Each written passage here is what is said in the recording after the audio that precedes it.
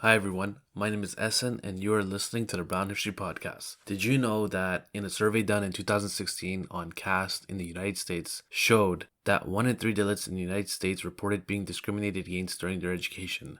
Did you know that same survey revealed that 1 out of 4 Dalits in America said they had faced verbal or physical assault based on their caste? Did you know that it also revealed that 2 out of 3 Dalits, again in America, reported being treated unfairly at their workplace because of their caste? This research was done by a Dalit civil rights organization known as Equality Labs. Today's episode, we will discuss caste in America. And our guest today is Dalit rights activist Thenmozhi Soundararajan. She is the executive director of Equality Labs and the author of a new book called The Trauma of Caste. Before we get started, if you would like to help out and support this podcast, please do consider being a patron. It really, really helps. Just visit brownhistorypodcast.com.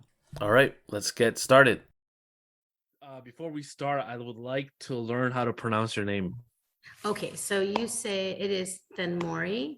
Thenmozhi, the Z is an R. Yeah, it's like the Maury Povich show. It's a very Tamil name. So the Okay. Ra of Tamil is written as Thenmozhi.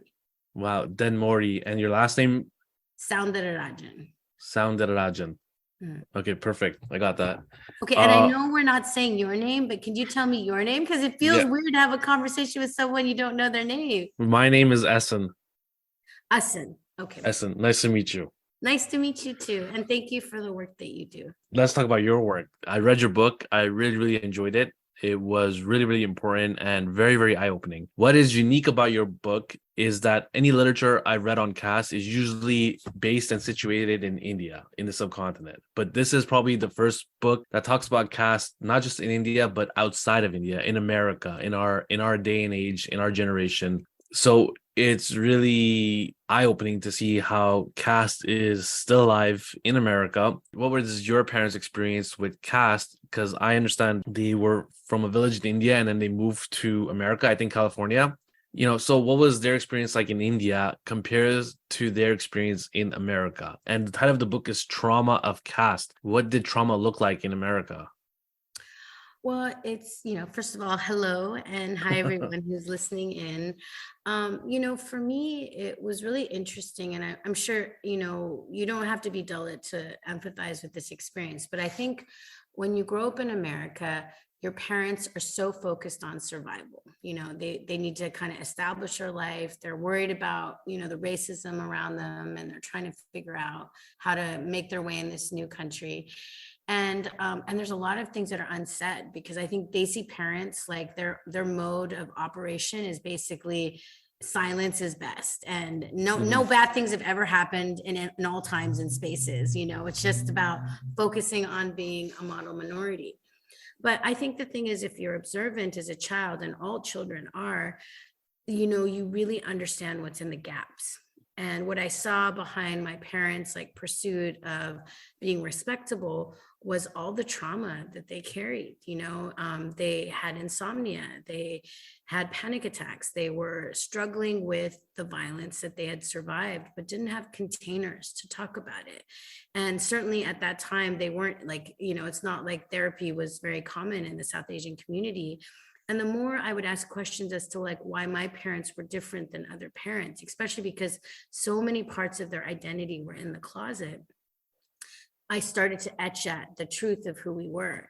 And, it took me doing this school project about the Bhopal disaster, which was just, one of the largest corporate explosions in the world, and impacted a ton of caste oppressed people. When I read the magazine about it, it said, oh, most of the victims were untouchable. And I remember looking at that word, I was like, why would someone be untouchable? This was the worst thing. I just looked at that word, I was like, this sounds terrible. And then that got me, researching about caste. And I remember opening up the encyclopedia because, ladies and gentlemen, this was before the internet. So we had encyclopedias back then. And I looked it up there. And when I read about it, the first thing that came into my heart was what caste are we? What caste are we? And so then I ended up talking to my mom, and that's when she gave me the talk. And it's the saddest thing to watch your parents talk about a system that has dehumanized them, because they don't have words to share how much they're afraid for you. And yet they have to make this very complex experience very simple enough so that a child can listen to it, but not be paralyzed by it, you know, and I think as soon as I had a word for it, I started to get more and more clear about what my parents were talking about. And both of them experienced discrimination in their own context back at home, whether because they were the first generation of students to get reservation, and so they faced some discrimination in school. My dad came from really extreme poverty and Mm-hmm. really struggled from the intense experiences of violence and threats of violence, because his family was agricultural workers. And also saw the ways that they did mutual aid. Like my mom's side of the family, because they came up one generation earlier, they would always house students and other people trying to come into the city from the places we were segregated to try to help them succeed. So it's just that it was always part of who I was. But I also saw no other South Asians around us had this experience. And then I was watching my parents hide and hide and hide. And I tried to get a better sense of why they were so afraid. And then I made a decision when I was like 18 that I wanted to be out. And so then I was out. And my What life does has never been the same. what does that mean? Out.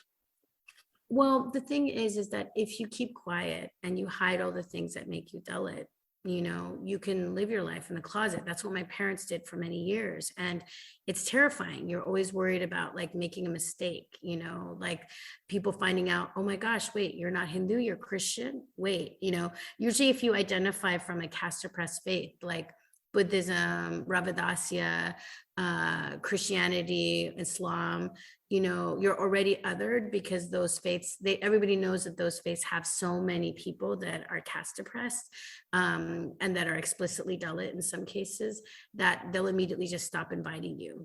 They'll make you use a separate bathroom. You're not invited back to the network gatherings, for other immigrants that are Desi. So I think people just tried for a long time. My parents tried for a long time, like other, Dalits in the closet, to just stay quiet as long as they could. But I didn't want to live that life because I Mm-hmm. saw how much it harmed them. And I felt like if you can't come out in the United States, where else can you? And that became like a lifelong journey to make it safer for other caste oppressed people, because the minute you come out, you face bigotry, you face, harassment, gaslighting, and in my case now, it's actually because I'm executive director of Equality Labs, insinuation after insinuation of bad faith actors that really don't want you to come out as Dalit, because as soon as you come out as Dalit, you basically are going to point to the system that caused this with this caste, and also point to them, the people who are benefiting from exploiting millions of people. And that discomfort of the privilege is really what has created such harm for all of us. You mentioned how your parents are hiding or have been hiding for so many years. Now they're watching their daughter, write a book about it. They're watching you do your activism. That you're in the front lines. Your face is out there. How do they react to that? The funny thing is that even though I came out when I was 18, the reality is that by me coming out, I outed my family. We Yeah, have been true. in a many-year journey as a family dealing with the consequences of that decision, and I think a big part of it is that we face a lot of violence as a family. I have gotten rape threats and death threats. People have tried to attack my parents. They wanted to find their address and then beat them up and show them how to make their daughter shut up and all of that. Yeah. Um, but I also think that they've found tremendous healing, because I don't think they expected to have a daughter that could so deeply see them and so deeply see their pain, and then want to turn that pain into power.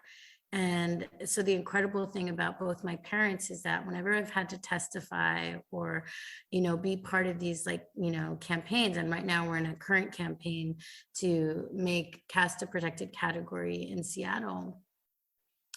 The amazing thing is that they're right there. So I always remember my dad coming out when he was the day before he turned 74 in the battle for California textbooks, where, he's 74 years old. He spent decades in another country.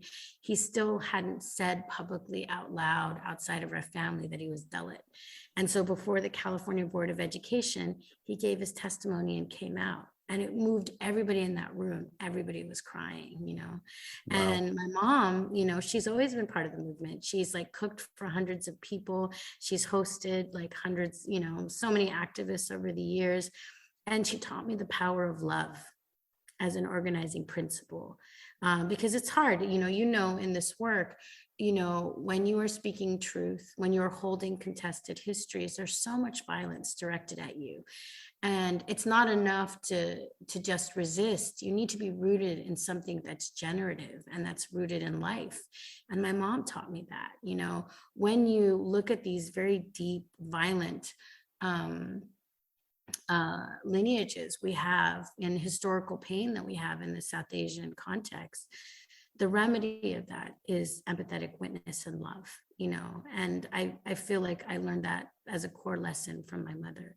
So they're with me, and as a family, we're united, and they're so proud of me. And that pride really helps me go forward, even on those dark days when you see that, umpteenth threat, or, another funny thing people always say is that I'm, Thenmozhi, she's a front for terrorist people. And, and the thing is that, I feel sorry for those people that are trapped in their trauma bubbles, because there is actually such healing in being in loving connection with other people, and so I learned that from my family, and their love really is the foundation for everything that I do. It's very powerful.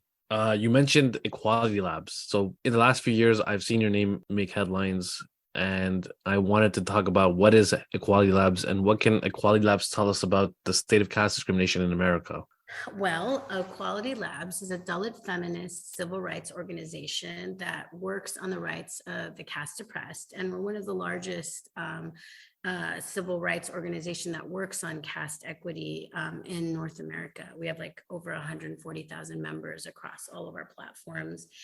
And for our work, we really believe that, we really make that connection between racial justice, caste equity, and gender justice, because we may all be, racialized as South Asians once we migrate, but, it's a very fraught category because we have all of this historical trauma that we've never really remedied, and tensions that come from language and faith, and those, past incidents of mass atrocity, starting with caste, but also partition and genocide, whether it's the Sikh genocide or the Bangladeshi genocide or the Sri Lankan genocide.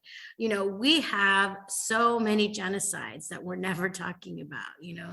So in many ways, like Equality Labs tries to bring together all these different strategies for us to build power, to create safer institutions for all of us, but also to hold spaces where we can heal and really reckon with our historical violence, and try to build, relationships of healing and reconciliation. Is there a research aspect of it? Yes, there is a research aspect. Nice save there. Yes.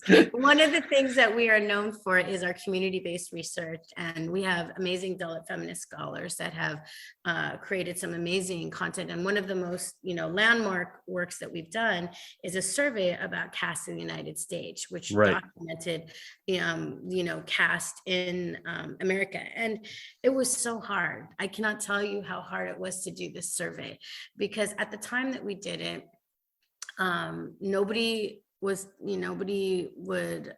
entertain the many, many anecdotal stories that caste oppressed people were sharing about caste discrimination. And we were just coming out of the California textbooks, and I remember talking to one of the board members there, and she was like, your stories are fabulous. First of all, they're stories of discrimination. They're not fabulous. But she said, your stories are fabulous. The thing is that you don't have data. And what I realized as a brown person is that, in order to speak the language of policy, you have to speak in the number of quantitative and qualitative data. And so that was the main reasons why we conducted this survey. And it was me and my colleague, Dr. Mari Zuik-Maitri. And, and we tried to find academics that would work with us. But at the time, it was not a popular thing to talk about caste in the academic realm. It was actually, enough to basically make sure that you wouldn't move forward in your academic career. So we did it ourselves as Equality Labs. We funded it through our credit cards, and we had a network of volunteers that helped us all across the country. And we reached out to major institutions. So we'd reach out to like temples and gurdwaras, cultural associations, community organizations, and whoever took it, took it. You know what I mean? Like, we were not trying to, only interview a select group of people. We put as far of a net as we could in terms of that survey. But at the time, and this is why I'm saying why it's so hard to build knowledge around topics related to caste, even when we were data gathering, people assaulted us. So we would table and people would send us class slurs. They would get mad at us and say that we're dividing the community. They would call our number that was related to, and then leave slurs and stuff like that. There was even orgs that went into existential crisis. And I remember this one org, they called us and they're like, the board has to have a meeting about it because they think if we release the survey, we're going to divide our community. And we had to present to them and say, I hate to break it to you, conducting a survey is not going to divide your community. The divisions are already there because caste oppressed people in your organization approached us, asked us if we would deploy this, if you guys could share it, because they've already seen incidences of casteism. So it was such a learning process because, you face violence even in the execution of the survey. But we did it. This is the power of Dalit women. We figured it out, we got it done, and we wrote a report and we changed the world.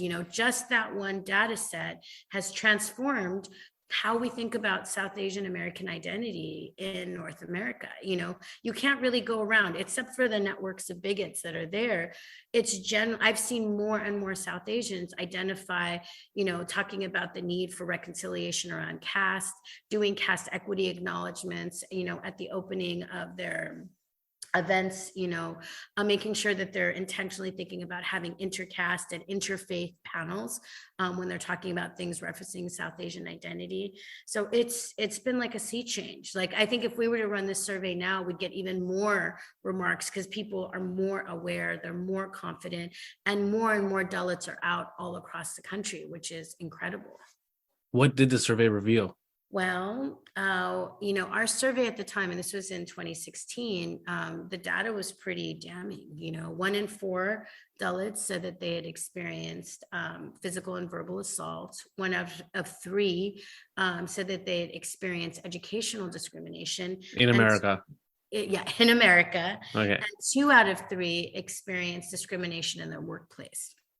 And that data puts us, as one of the largest, the groups that face the largest discrimination amongst Asian Americans in the United States. So it's pretty wild that, Dalit people are experiencing this level of exclusion. And it's funny that you asked me that, because every time I read that data set, someone's like, is that in the United States? And I'm like, yes, that is in the United States. So, we're in this moment right now where, on top of having an unprecedented amount of caste oppressed Americans coming forward, you also have these seminal legal cases, so the state of California is suing the Cisco Corporation, and hundreds of workers suing BAPS temples, 6 temples so far, for trafficking them, paying them $1 an hour and calling them worms, and this all off the Lucky Bali Reddy case, which was the first case that, had to deal with caste and, really politicized me. But it's, again, we are seeing caste isn't just about interpersonal issues. It's about trafficking. It's about worker violations, and it's about exploitation, and it's unlawful. And I think this is why, given some of the gravity of some of the things that caste oppressed people are speaking about, we're in this other historical moment where caste oppressed people are working to fight, to change laws, to make all institutions safer for all workers. And, to see right now, I think we're at like 40 institutions that have added caste as a protected category. And we're now in the middle of a campaign in Seattle to see if the first city in the United States will add caste as a protected category. You were mentioning about California textbooks. Can we talk about that? I would love to talk about that. Well, what would you like to know? I wanted to know about how language, which seems such a small thing, plays such a big part in the movement. Well, it's so funny because, so the California textbook, that campaign was so personal to me because I grew up in California. Right. And I loved learning about caste as a caste oppressed person in my school, because I was like, oh, I know the caste pyramid. I learned about this. I know what caste I am. And I liked having to be able to have an open conversation about it with my other classmates, because I finally had a platform within which to share what was going on. So it really made me mad that, this has become one of the issues that dominant caste bigots want to do, is erase history.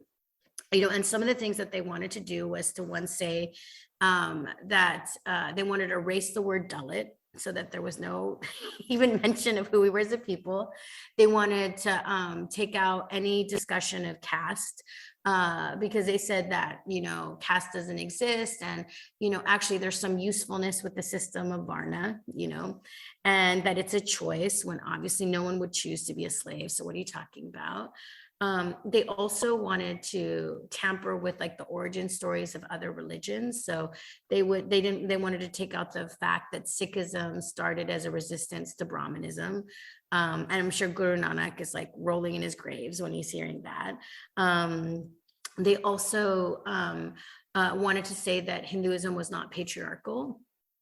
And they wanted to make the Saraswati River, which is a mythical river in the Vedas, an actual river in the textbooks, which was also pretty wild, because there's been historical attempts by saffron folks to make the Indus Valley be the Indus Saraswati Valley, so that they can claim that that Vedic river, the Saraswati, is actually the origin of the Harappa, Mohenjo-daro things, So it's just, it's challenging. You have a lot of people that want to make arguments that are rooted in emotion but not evidence.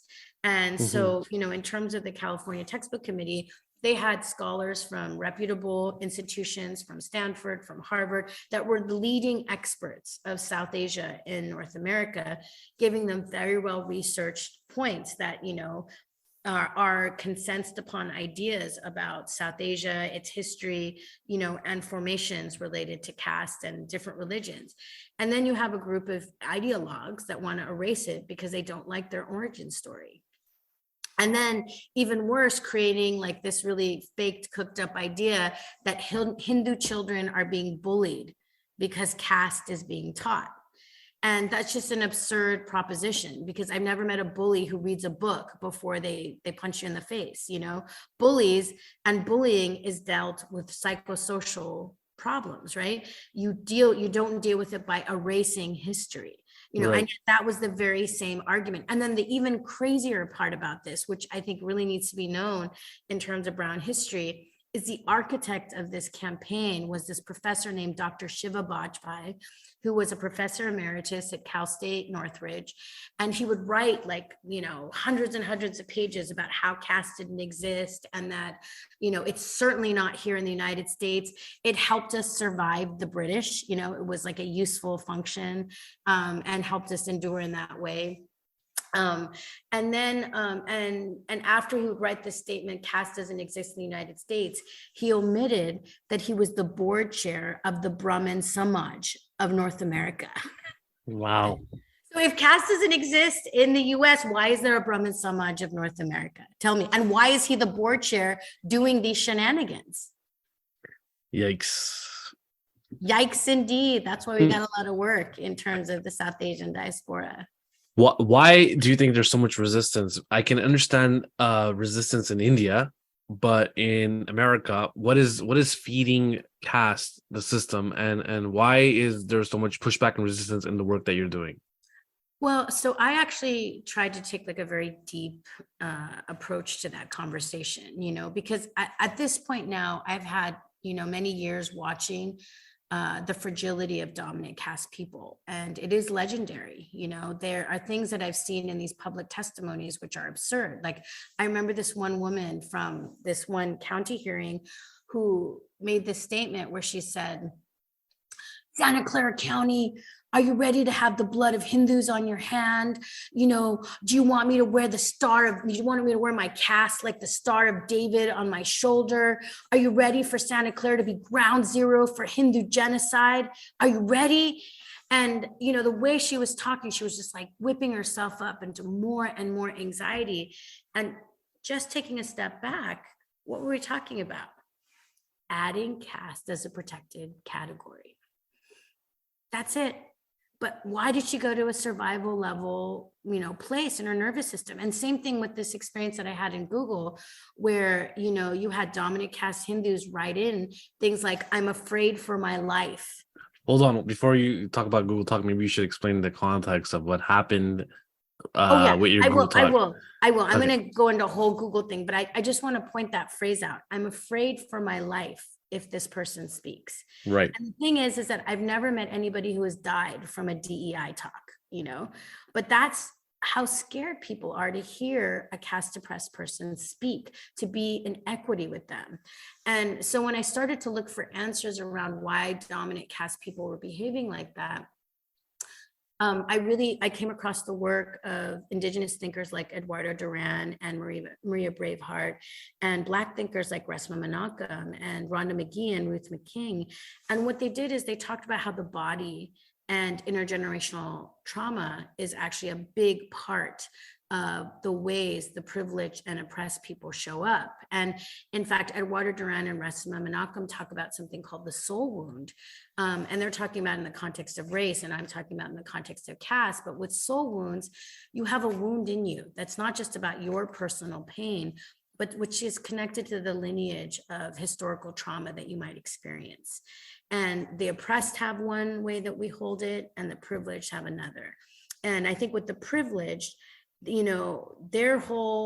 have such amount of a lack of visibility to their own caste stress that just a small amount of it is enough to trigger their nervous systems to go into survival level functioning, fight, freeze, or flee, especially if a Dalit is going to be in equity with them.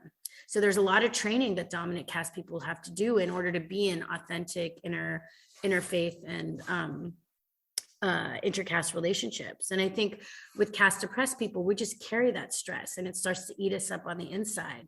So we have a bunch of, we have some of the worst health indicators, and the average age of mortality for Dalit women is 39, So I was really conscious about this when I wrote the book, because I want our people to heal. We have a planet that's in distress. South Asia is a region that is, subsumed by climate catastrophe. Caste is like the biggest waste of human capital. So why are we sitting around with this ancient system like a noose around our neck? Why don't we heal? Why don't we return to each other and try to unleash each other's potential? But to do that, it's not about just a book. It's not about a workshop. You got to do that inner work to really unlearn your Brahmanism and your caste supremacy. And that takes a lot of foresight to do that.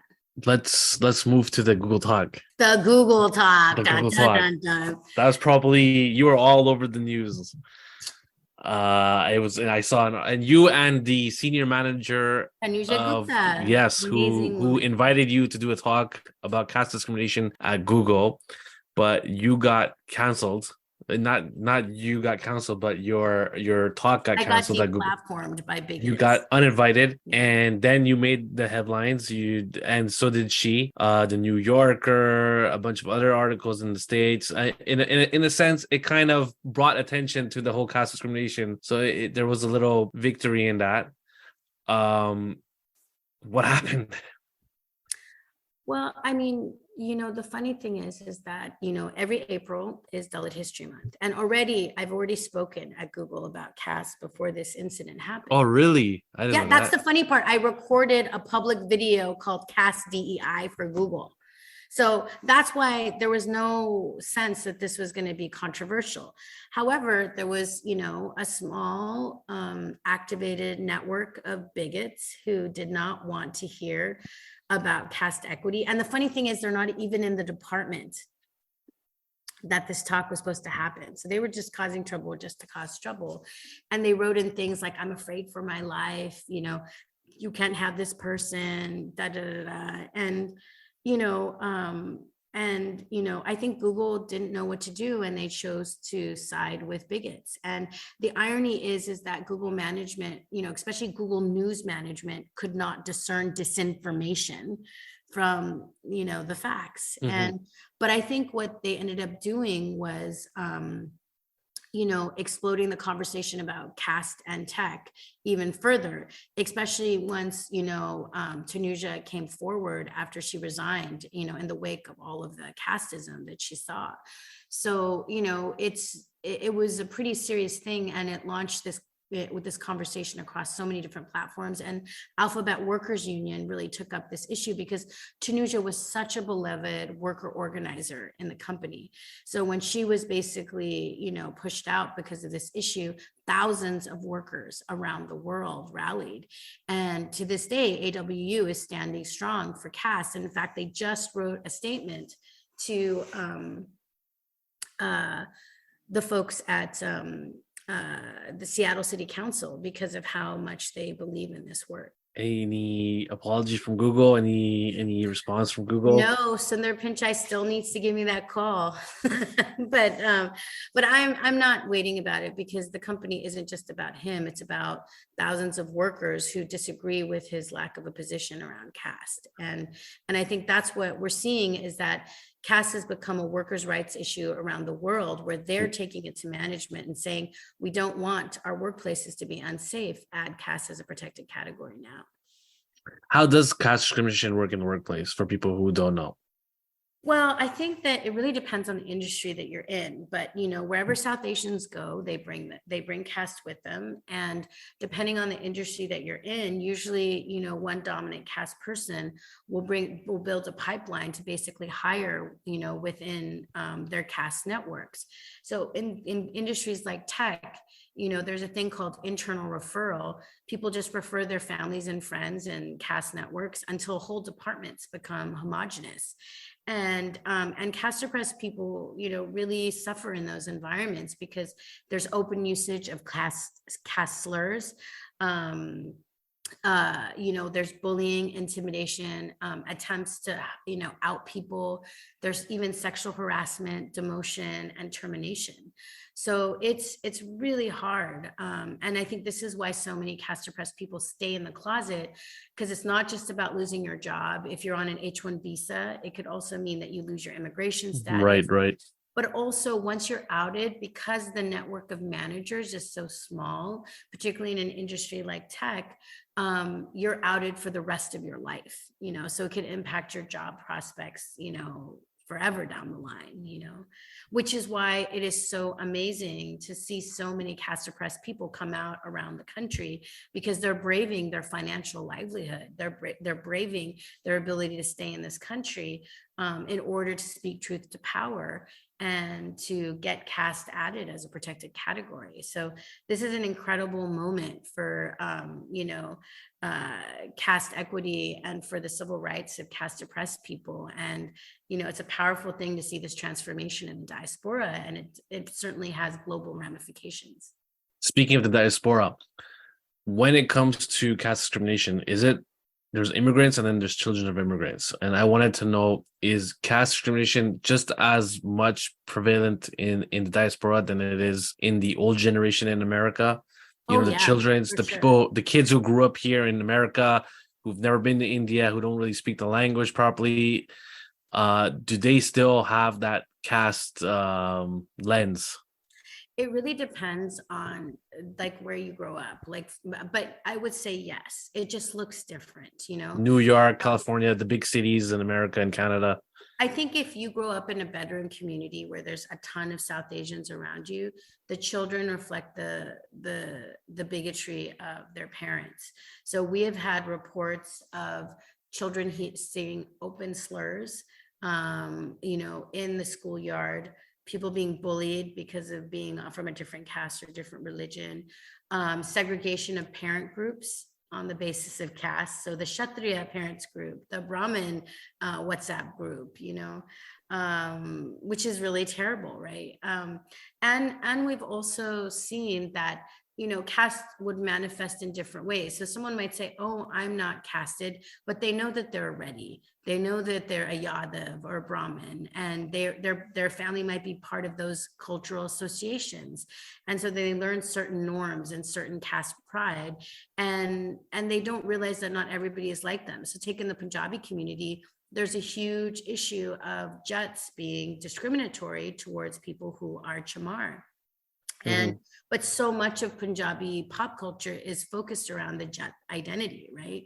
So it's like it's going to look different, you know, but it's there. And I think by talking about it, people really start to unearth what does it look like for them in their context. And part of the reason why I wrote my book, The Trauma of Caste, is I wanted us to be able to practice self-examination with compassion.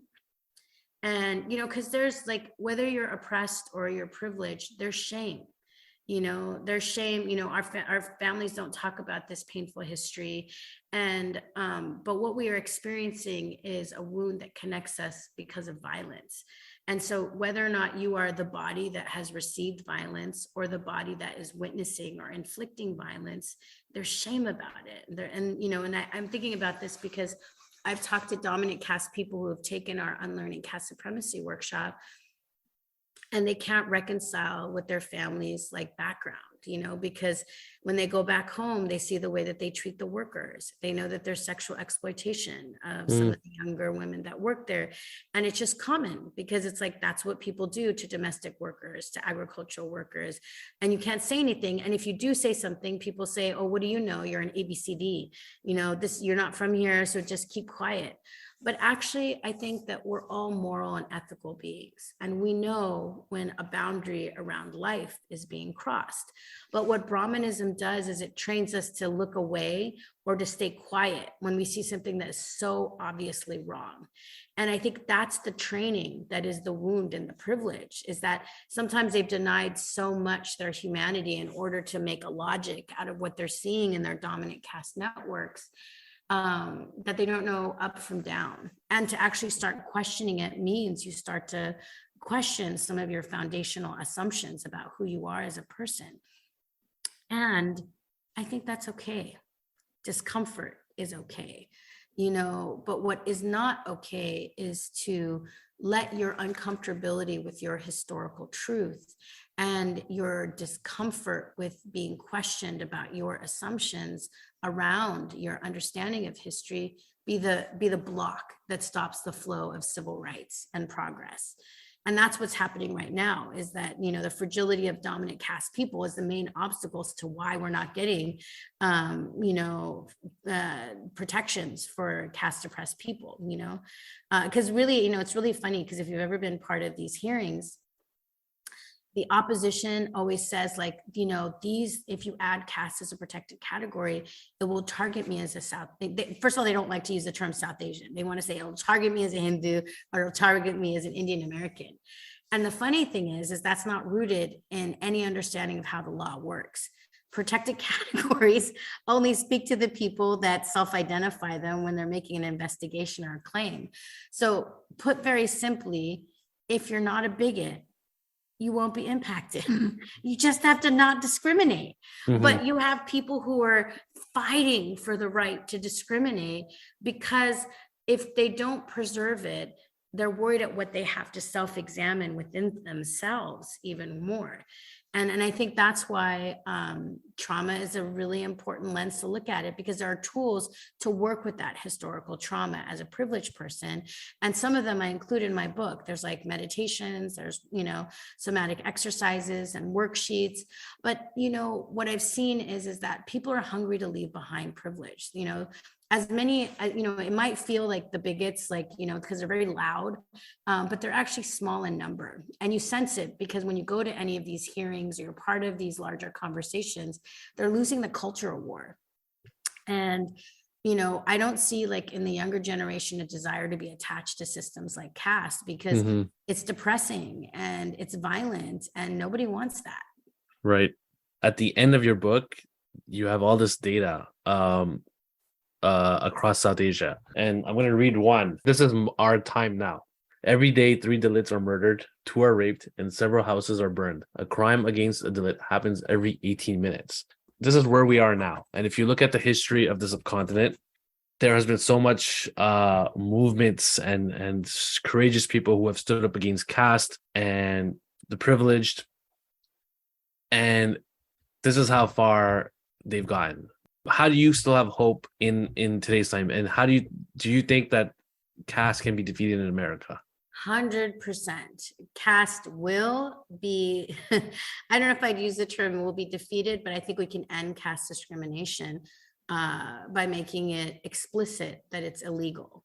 And I feel like we're already winning the cultural conversation around that, because again, you see caste everywhere in all of the newspapers, and you have more and more caste oppressed people coming out in their institutions.